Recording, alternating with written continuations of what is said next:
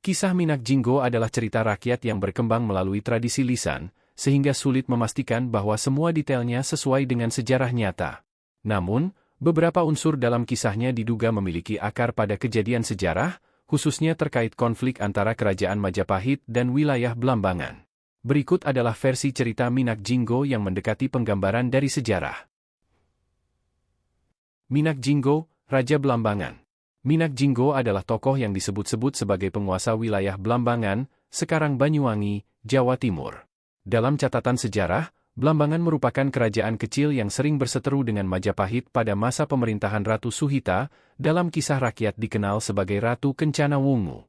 Menurut sejarah, Blambangan pada masa itu memang menjadi salah satu wilayah terakhir yang melawan kekuasaan Majapahit. Minak Jinggo, atau Bray Wirabumi, dalam beberapa sumber dianggap sebagai penguasa yang memiliki hubungan keluarga dengan Majapahit tetapi memberontak karena persoalan politik dan ambisi pribadi. Pemberontakan Minak Jinggo. Bray Wirabumi memiliki hubungan darah dengan Majapahit, tetapi posisinya sebagai penguasa daerah bawahan membuatnya merasa tidak dihargai. Ketegangan ini memuncak ketika Bray Wirabumi menentang kebijakan pusat Majapahit yang dianggap tidak adil. Ia kemudian mengangkat senjata melawan Majapahit dan memimpin pasukan Blambangan untuk menyerang beberapa wilayah kekuasaan Majapahit. Konflik ini dikenal dalam sejarah sebagai Perang Paregreg 1404-1406, yaitu perang saudara antara kubu Bray Wirabumi di Blambangan dan kubu Ratu Suhita di Majapahit. Dalam perang ini, Majapahit akhirnya mengirim seorang jenderal bernama Damar Wulan, nama asli atau hanya tokoh fiktif tidak pasti, untuk mengatasi pemberontakan. Pertarungan Minak Jinggo dan Damar Wulan.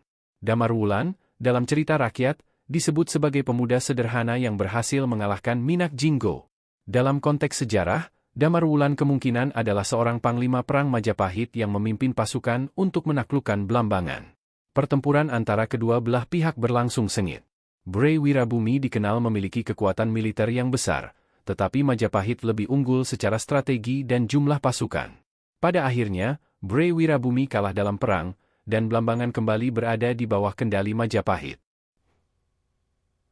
Akhir hidup Minak Jinggo.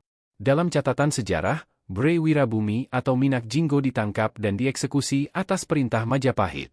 Eksekusi ini dilakukan untuk memastikan tidak ada lagi ancaman pemberontakan dari pihak Blambangan. Setelah kekalahannya, wilayah Blambangan tetap menjadi bagian dari Majapahit, meskipun hubungan antara kedua pihak tidak sepenuhnya harmonis. Kisah Minak Jinggo dalam sejarah nyata lebih mencerminkan konflik politik dan perebutan kekuasaan, dibandingkan dengan elemen magis dan romantis yang sering muncul dalam cerita rakyat.